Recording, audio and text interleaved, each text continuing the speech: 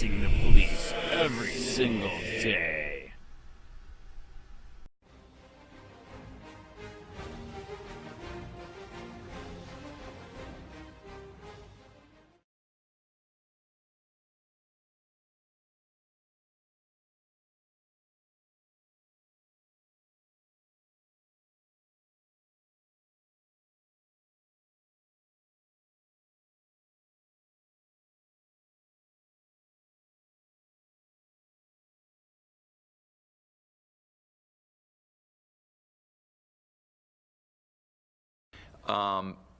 Do you go out, I just want to be clear, your code enforcement people would go out and just give them a notice saying, hey, you're in violation, you have a certain time period to remedy the situation, and then you're good. This is only if that time is expired. So they've been given warning at no charge. The educational side of this is to bring them into compliance. Just want to be clear on that. This gives flexibility, so we could do either. If it's something where we've told them already and they haven't done it, then we can cite them. But by taking away, if you, where's that one? It removes the notice period requirement prior to the issuance of a citation. It removes the notice period requirement prior to the issuance of a citation. It removes the notice period requirement prior to the issuance of a citation, but it doesn't mean that we can't give them. It's just currently the citation process requires a warning. So we go to your business and you got flutter flags up or you have no street numbers.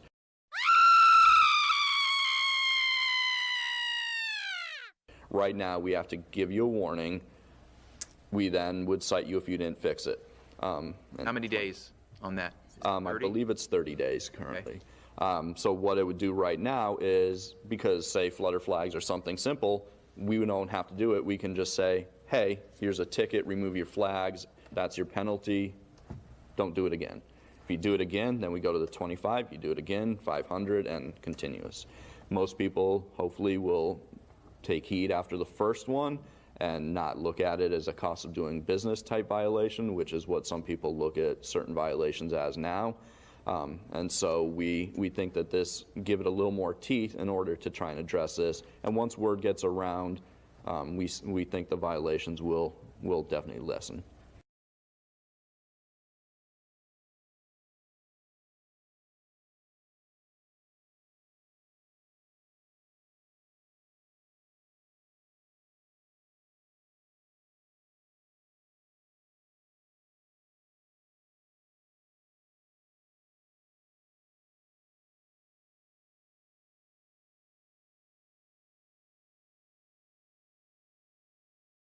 Essentially, in a nutshell, what this is doing, currently the citation process, as I said, it's $25 for a first violation. It would cost the county more for staff time to fight that in court if somebody were to appeal it, and we would not be willing to go down for a $25 fine. This brings it more in line with the other fines and fees that we have throughout the county. Last time it was looked at was the late 90s, so again, this is bringing it in line with modern day. As well as making that appeal process for the property owner and for staff less arduous, in that you don't have to go to county court to contest it. You can do that before the magistrate, which is once every month. You're not sitting around down at county court waiting for your turn on the docket, that who knows how long that could take. We feel that this would actually make it more of a deterrent and more of an efficient process and a tool for staff.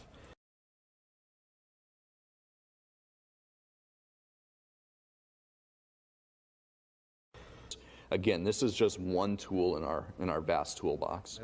Remember, this is one tool in our toolbox. We also have unsafe buildings, unsafe structure standards. We have contractor licensing board. We have our contractors, unlicensed contractors division, licensing division, where typically the items that we see before the magistrate would be junks, grasses,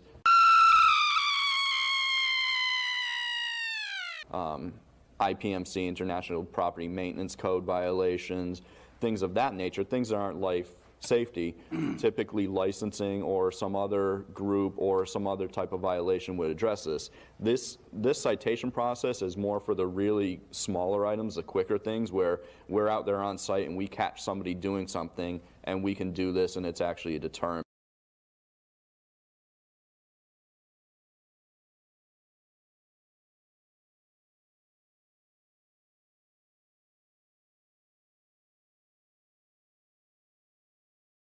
As I said earlier, we're not out to fine people to death. We just we have standard operating procedures for pretty much everything we do.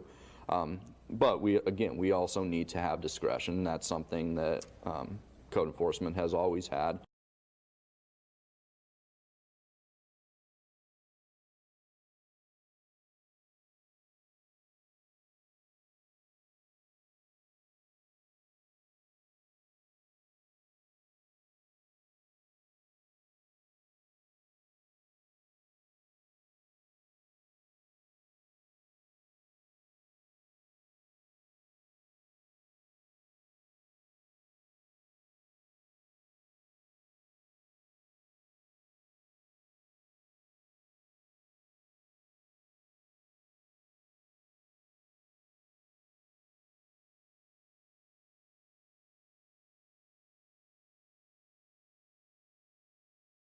Hey Charlotte County, this is Charlotte County COPWATCH. I am using any video here with under fair use if you have criticism, reporting, teaching, etc.